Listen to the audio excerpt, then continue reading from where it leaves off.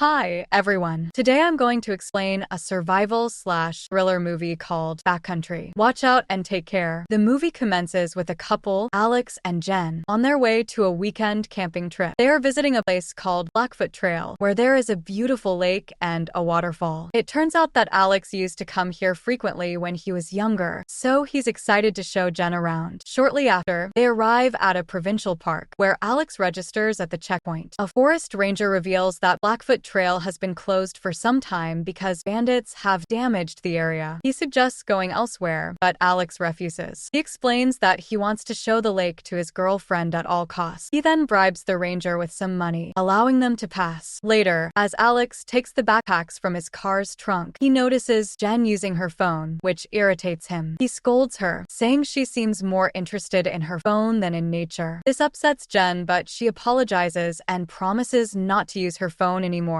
She then turns it off and puts it in the side pocket of her backpack. Following this, the couple takes a canoe and paddles onto the lake to start their hike. When they reach the shore, Alex has an accident as he drops the canoe and seriously injures his right toe. He is in extreme pain, but he tries to act tough and says everything is fine. Jenn then shows him the first aid kit she brought, which includes bear spray and a flare. But Alex makes fun of her, insisting that such items are not needed here. Soon after, the couple begins their hike, and Jenn feels nervous about their surroundings. She hears strange cracking noises along the way, making her nervous, but Alex assures her that they are safe. He starts talking about his childhood, recalling how he hiked this trail several times before. After a while, the couple sets up camp for the night and starts a fire. They then go to the lake and have a good time swimming and playing with each other. But unknown to them, a mysterious figure is watching them from a distance. 2 o'clock. After some time, Alex goes to chop some wood for the bonfire.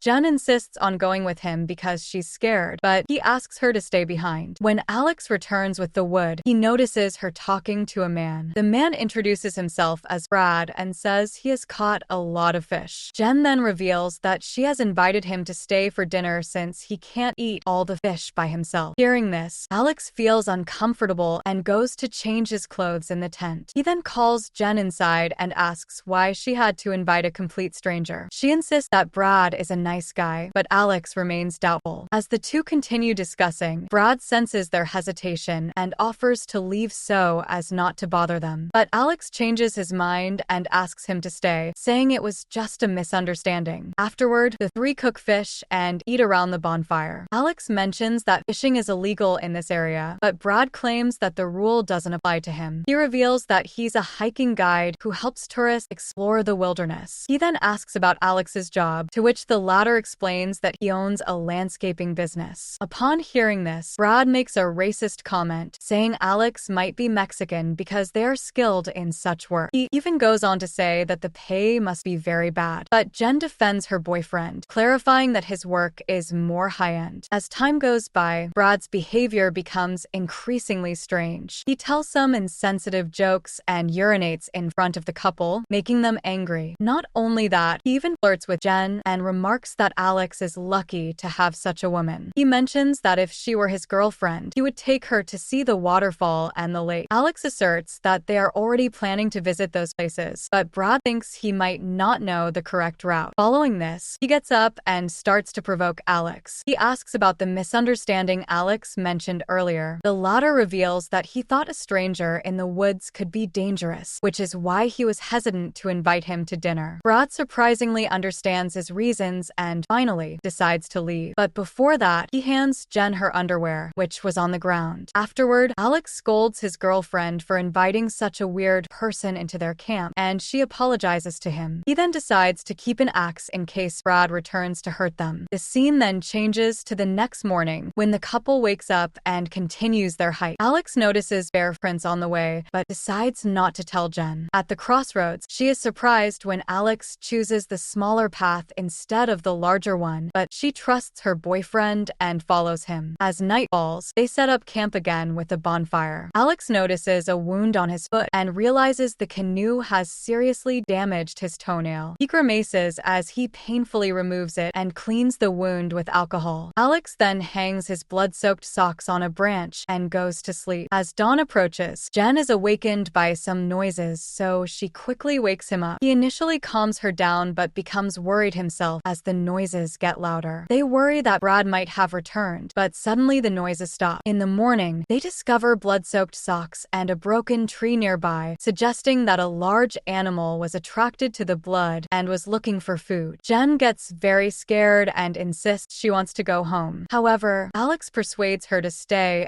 and assures her that the journey will be worth it. In the next scene, as the couple is exploring through the woods, they suddenly smell a strong, bad smell. They follow the source and are shocked to discover a completely disemboweled deer. It seems to have been torn apart and eaten by a larger animal. Jenn feels disgusted and walks away from there. Shortly after, she stumbles on a branch and becomes frustrated. She says that she wants to leave, but Alex calms her down and assures her that they are almost at their destination. After a few more hours of walking, they finally reach the top of the hill and start celebrating. But their joy quickly turns to horror when they realize that there's no lake, only miles of forest around them. Alex is speechless as he was sure he had taken the correct path. A worried Jenn asks when was the last time he came here, to which he reveals that it was during high school. Angry, Jenn looks for her phone, which she had put in her backpack. Alex claims there is no service here, but she insists that they should at least try. She keeps looking for her phone, and Alex finally admits that he took it out of her bag and left it in the car. He says he was worried she would keep using her phone during their adventure. Upon hearing this, Jenn finally loses her temper and starts yelling at him. She scolds him for bringing her to the middle of nowhere without a map or phone, putting their lives at risk. She also calls him a loser and criticizes how he always does such reckless things to impress her. At this moment, Alex interrupts her and reveals that he had planned to propose to her by the lake. This leaves Jenn speechless, and she finally calms down. The two then continue walking downhill and set up camp when night falls. The next morning, a large animal, probably a bear, sniffs around their tent, but the couple doesn't notice anything. When they wake up, they head down without knowing if they are going in the right direction. At night, they realize that they have no food left. They then share the last of their champagne, and Jenn apologizes to Alex for her outburst. She says that things could have been much worse, but at least they are together. Alex understands, and he also apologizes for getting her into this mess. The two then start kissing and making out, but are startled by a sudden animal roar. This scares them very much, making them quickly retreat inside the tent. The next morning, the couple hears loud noises coming from outside, which scares them even more. Alex pulls down the zipper of the tent and sees a huge black bear in the distance. He starts looking for his axe, but realizes he has left it by the fireplace. He then closes the zipper and prays that the bear will go away. But a moment later, when Alex opens the tent again, he sees the bear charging directly at them. Jenn anxiously reaches for her anti-bear spray, but it slips out of her hands as the bear suddenly enters the tent. It then injures her hand, causing her to lose a lot of blood. Realizing the seriousness of the situation, Alex bravely stands in front of his girlfriend. He gets ready to face the bear, but it easily overpowers him and injures his leg. At this moment, Jenn finally uses the spray, causing the bear to run away. She then tries to treat Alex's wound, but the bear shows up again. It drags the poor guy out of the tent and starts tearing into his flesh. Alex realizes that he's not going to survive, so he urges Jenn to run away as fast as she can. She hesitates at first as she doesn't want to leave her boyfriend behind, but when Alex is eventually killed, she grabs the ring and runs away from there. Jenn wanders around the forest aimlessly, with a blurry vision due to blood loss and trauma. This uses up her remaining energy, and she ends up passing out on a boulder. When she wakes up, she screams for help, but it's no use. Jenn puts the ring on her finger and soon hears the animal growl in the distance. She immediately climbs a tree with great difficulty and spends the night there. The next morning, Jenn is awakened by the sound of a helicopter flying above. She desperately cries for help, but the helicopter doesn't notice her and passes by. Although disappointed, Jenn continues walking downhill and soon finds a waterfall along the way. She drinks some water from there and checks the wound on her hand. When she realizes that it has gotten worse, she carefully cleans it and wraps a cloth around it to stop the bleeding. Jenn then eats some random berries, not knowing if they are even edible, but her moment of rest is cut short when the wild bear shows up and starts chasing her. Extremely exhausted, she climbs down the rocky slope to the right of the waterfall. She manages to hide from the bear but slips and falls a few meters, breaking her ankle. Jenn then makes a splint from nearby branches and continues walking. She lights her flare at night and uses it to guide her way back to the park. The next morning, Jenn is still walking through the woods, but soon passes out due to weakness. When she wakes up, she notices a deer in the distance. She then gets up and tries to go after it, but soon arrives at the abandoned canoe on the lakeshore. Jenn uses her last bit of strength to paddle and head to the checkpoint. Once there, she collapses on the ground and is discovered by a group of tourists. Brad, who is guiding these tourists, notices her and rushes to help.